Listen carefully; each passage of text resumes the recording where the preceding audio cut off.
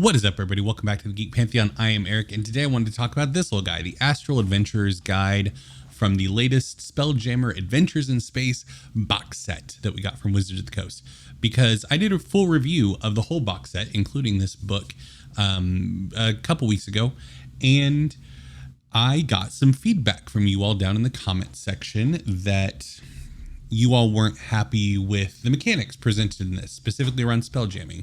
In fact, some of you even said that why would I bother reviewing something if I didn't do a deep dive on the mechanics, because why else would somebody buy a brand new campaign setting? Welcome to the channel. That's not really how we do things around here.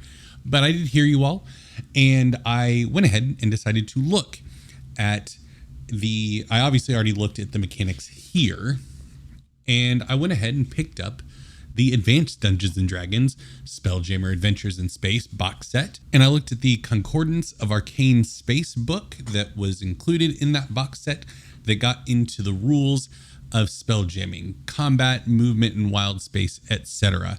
And I wanted to kind of do a comparison of these rules versus the old rules. So these rules. How does spelljamming work in 5th edition? It is rather simple, which a lot of people have a big problem with, and I figured out why. I'll get into it. But first off, I do want to discuss just Astral Adventuring, Chapter 2 of this book, and how spelljamming works. So if we go to page 16 of this book, it's a very short book, 64 pages. The other box set is a total of 278 pages.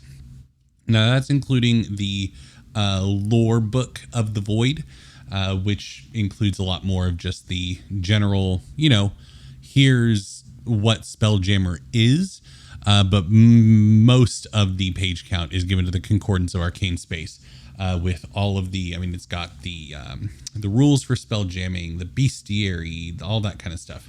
So anyway, Astral Adventuring, how spelljamming works. So it's a handful of pages talking about how air envelopes work, how you can breathe in wild space, how the gravity plane works. Here's a very handy dandy little diagram for everyone. What happens when air envelopes and gravity planes overlap, drifting, what happens if you fall off a ship, what happens if you're falling through wild space and you enter the air envelope of another entity traveling through wild space. Gets into the astral plane a little bit, which isn't really relevant for our talking points today. Neither are the new spells and magic items. Spelljamming ships, so crashing ships, ship-to-ship combat. So here's the entirety of ship-to-ship combat. It starts right here, and it ends, I guess crashing and ship repairs will be part of the combat system, so we'll go ahead and give them the whole of page 25. And then we get into the different types of ships, which have the different weapons and how to use them. But in terms of mechanical rules of how to do spelljamming ship-to-ship combat, you got, let's just be generous and say 1.5 pages. And then in the previous pages, you get the how do you fly a ship? You use the spelljamming helm and you move it. It doesn't even take your action or movement to maneuver it. It's a whole separate thing. And then we have like fishing and all that kind of stuff. So that's what you get in this book in terms of spelljamming rules. Okay, the movement and combat section is chapter 4 of the Concordance of Arcane Space, and it is 20 pages just for movement and combat, not even getting into the mechanics of really traveling and how ships work and things like that. That's a whole other chapter. That's chapter 3, talking about the different ships, but it's not in the same way that the Adventures in Space talks about other ships. This gets into a lot more nitty-gritty details because that was the nature of Advanced Dungeons & Dragons back in the day. So I read through all of the movement and combat. Now, keep in mind, I don't play Advanced Dungeons & Dragons. I never played Advanced Dungeons & Dragons. And so when I tell you that reading through those 20 pages made my brain cry and my eyes start to bleed, it's coming from a place of not necessarily love, because I don't have any fond memories of the system. All I know is I have consumed a lot of the Fantasy Flight Games narrative role-playing game system with their funny non-numbered dice. starting with the Star Wars RPG system and then into Genesis.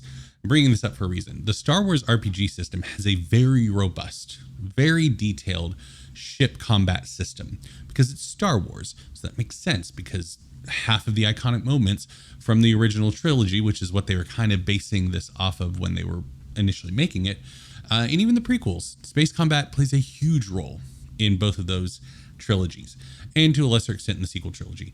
But so they made a very robust set of rules about like your shielding, where you can manipulate, like you could have shields like all on the front if you were going attacking and you had things firing at you, or you could use your shields on the rear if you were in a dogfight and somebody was on your tail, and you can manipulate them at any given moment. And the direction that you were facing was really important. And your speed had, or your ship had a speed rating that you had to use your maneuvers to manipulate. And you could use an action to like really punch it and like go way faster and jump your speed rating up by a lot. That is very indicative of how AD&D spelljamming rules worked. It's 20 pages. Tactical movement. I'm just going to read you headers that I scroll through. Tactical movement, facing, movement, speed, stacking, combat, turn sequence, and initiative, long range combat, choosing targets, hit points, hull points, critical hits. And so like critical hits work differently for the ships than they do for players. And you can inflict critical hits on the ship, effects of crew losses on ship performance, breaking up, multiple critical hits, debris, fire, fields of fire, morale. There's a whole laundry list of like, you need to make morale checks. Morale is an optional rule. It does specifically call that out. But like, whenever the ship suffers a critical hit, the ship only has 5 hull points. The crew has been surprised. The ship is faced by an obviously superior foe. An ally or crewman is slain by magic. 25% of the crew has been eliminated. 50% of the crew is like, you have to make a morale check anytime one of these things happens. And I'm not even halfway through the list. So what I'm getting at is this is a very, and then we get into short range combat, missile fire at close range, ramming, magic at close range, ramming in ship positions, movement after ramming, crashes, ramming gargantuan creatures, shearing attacks, grappling and boarding. I think what a lot of people need to reconcile, I get why people are excited for Spelljammer as a setting. It's a really fun setting. It is really vibrant. It is really fun. It is different, wholly different than anything else we've gotten thus far. And I think one thing that Wizards of the Coast has done a really good job, and I think part of the reason we haven't seen something like Greyhawk or Birthright be brought to the forefront and given this huge shine, is because they are trying to do vastly different settings every time. We started with Forgotten Realms. We've gotten Ravenloft, Eberron, Spelljammer, and then we have like these anthology books like Journeys Through the Radiant Citadel, Candlekeep, which send us on these different adventures that feel very fresh and different. So what I'm saying is they're trying to make sure that everything has a distinct feel from a narrative standpoint. But when I say this game is different now, it's just a fact that this game seeks to be more accessible to its player base than Advanced Dungeons & Dragons did. Advanced Dungeons & Dragons was a war game in a lot of respects. These combat rules read like a war game. The direction your ship is facing matters, and you have to spend time changing that facing if you want to attack in a certain direction. I, as a player, that sounds boring. Like, that doesn't add tension. That doesn't add fun. It's just cumbersome. So I want you to trust me when I say that I read through all of these rules, and I want you to also trust me when, and you can call me dumb for this. Like, I didn't retain hardly any of it because it didn't seem fun to me. This is not the type of game that I would want to play with my friends. Some of you out there absolutely going to want to play this type of game with your friends, and that's great for you. Advanced Dungeons and Dragons is a system that you would enjoy playing. Maybe 5th edition isn't, or maybe you could try to look to some of the rules that you remember, that you fondly have memories of, and implement them at your table. And I know that part of the big gripe with WotC and 5th edition is like, oh, they want us to do all the work for them.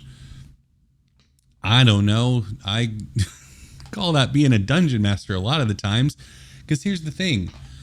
If you loved Spelljammer, if you were excited for Spelljammer to come back, what were you waiting for? You didn't need this book to play Spelljammer with the 5th edition system. You didn't need this book to tell you how to run spelljamming combat. You've had the rules this whole time. And stuff like this is not hard to update, to implement. I've been playing in Eberron for years before Rise of the Last War came out, because I like Eberron. I wanted to play in Eberron. So I figured out how to play in Eberron. We didn't have Warforged yet. I figured out how Warforged work. We didn't have airships yet. I figured out how airships work. Because sure, maybe I didn't need to buy Rise of the Last War when it dropped, but I did because I was excited for an Eberron book coming out. But I feel like there is this desire for every bit of gameplay to be mapped out for you, and for every bit of the rules to be mapped out for you the way it is in the Advanced Dungeons and Dragons book. And I'm acknowledging this used to be the design philosophy. I'm gesturing at my monitor that has the PDF pulled up right now. This used to be the design philosophy behind Dungeons and Dragons. I think what people need to realize is it's not anymore. The emphasis of the game is on the narrative aspect of telling fun, engaging stories with your friends, with other people around a table. It's not rules-heavy wargaming. So when I look at the Astral Adventures Guide for 5th edition, and I see when I go to ship combat, and it just tells me, okay, different starting distances, 250 feet. Okay, that's long range for these weapons. 500 feet, it's long range for these weapons beyond the range of these other weapons. 1,000 feet beyond the range of most ranged weapons. Okay, cool. So we know anybody wielding a ranged weapon or manning a ranged weapon on one of the ships, it's too far when you're 1,000 feet out. It's all you need to know when it comes to distance. Once you're within 250 feet, you're good to go with a lot of these weapons, and you can start firing away. And then once you get even closer, you're no longer long range for those, and you can stop rolling with disadvantage. So yeah, in ballista, giant cannon, you have your distances here. Cannonball, 600 feet is the regular range, 2,400 feet is long range. So the bombard cannon can fire once you're within 2,400 feet. It's part of the benefit of using this particular ship is you have a massive cannon. Okay, so we have the distance. Initiative. It specifically calls out, we've already gotten a good initiative system for ship-to-ship combat in the Dungeon Master's Guide. It's side-to-side initiative. You roll for the PCs, you roll for the NPCs, everybody acts on their turn. That way you just have ships acting in combat rather than having to hop back and forth between all these ships. Moving and steering a ship. On their turn, Spelljammer determines how far the ship moves up to its maximum speed and decides whether to approach another ship and put more distance between them. And then it can be turned reoriented so all the weapons can aim and fire any target within range, regardless of where they're situated on the deck. You don't have to worry about facing. You don't have you don't have to worry about that. And I think that's better from a gameplay standpoint for the types of players, including myself, that enjoy 5th edition, that want to play 5th edition. Okay, on to the next one. Boarding. When one ship moves to within 5 feet of another ship, the Spelljammer or pilot of the moving ship can maneuver alongside the other ship, enabling creatures to more safely move from one ship's deck to another. It even specifically calls out if other players have taken the ready action to be on the edge of the ship and say, when it gets within 5 feet, I'm going to board, then yeah, ready action, they board. They're good to go. And then you have all the rules for crashing. And like the crashing rules are significant. They're like this whole column here. And it references the overlapping gravity planes from the previous one to go back to. So I would argue that you have enough here, especially once you then flip the page and go to the different ships and you see their weapon types, and it gets into exactly, okay, so the ballista on the Damselfly ship needs a crew of 3 in order to operate every round. Takes 1 action to load, 1 action to aim, and 1 action to fire.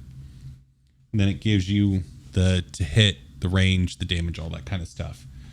So you know, okay, we need 3 members of the crew on that thing in order to fire it. And here's the order of operations. Okay, so I'm going first, so I'm going to take my action to load it. Okay, I'm going next, I'm going to take my action to aim it, and then I fire.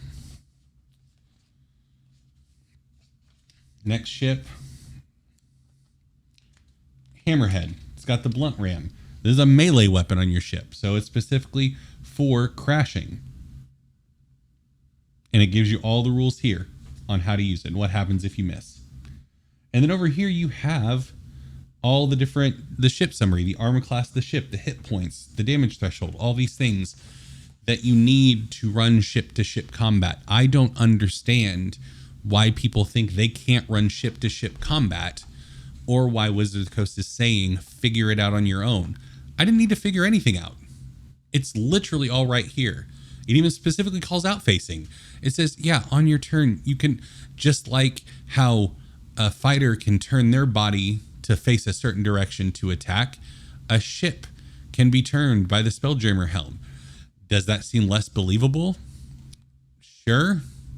You're flying a dragonfly-shaped spaceship through the astral plane, through wild space. So I guess I don't get it. And if you really want to come at me in the comments, then go for it. Because I look at these rules in Concordance of Arcane Space, and I see how they could be fun for certain people.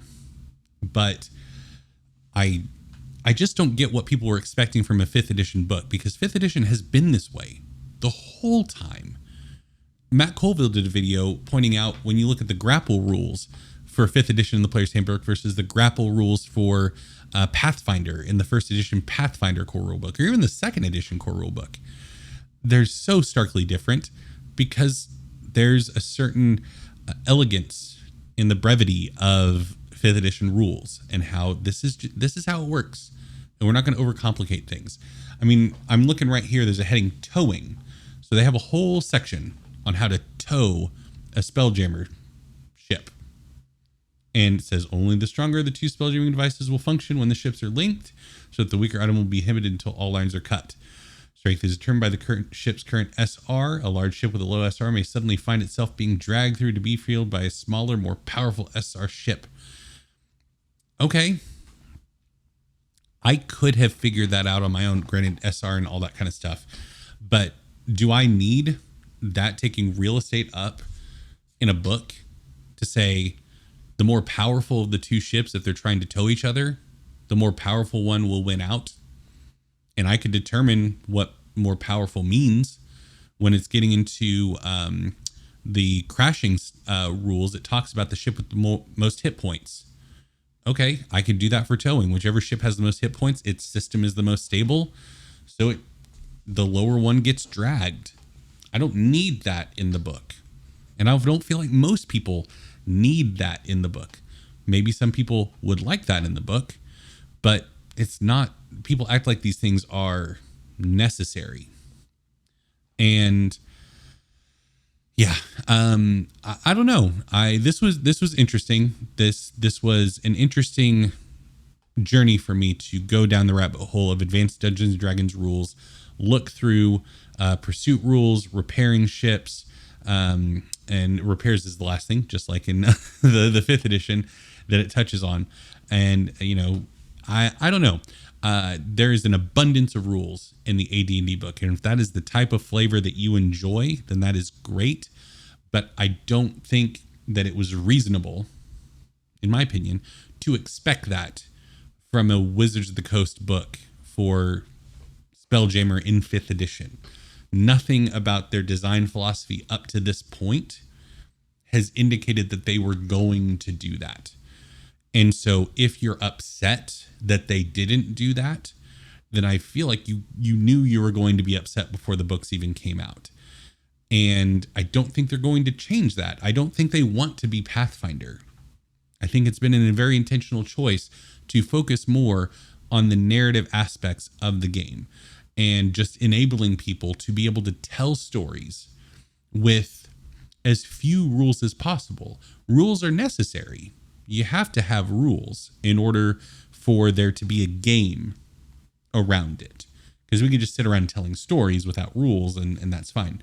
So I think from the Spelljammer ship-to-ship combat standpoint, looking at the AD&D version versus the fifth edition version with AD&D, the team sat down and thought of every potential item that could come up in a ship-to-ship combat. Said, okay, we need a rule for this. We need a rule for this.